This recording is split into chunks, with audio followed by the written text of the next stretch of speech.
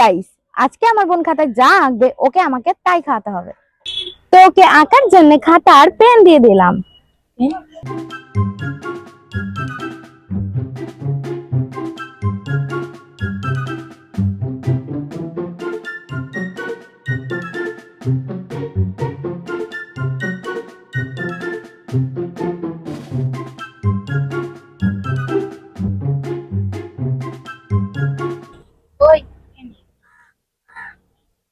আশফল মাখা খাবো?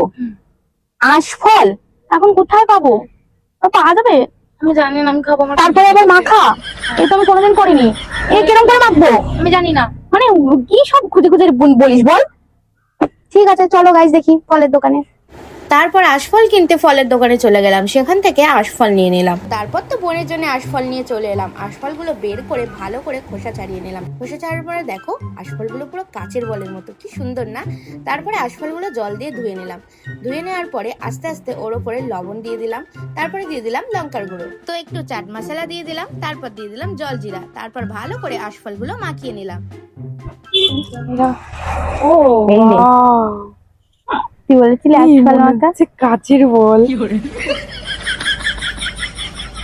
এরকম অসাধারণ হয়েছে, ভীষণ সুন্দর হয়েছে। গাইস তোমরাও বাড়িতে ট্রাই করে দেখো এই আশফল মাখা, আর কমেন্টে জানিও কেমন হয়েছে।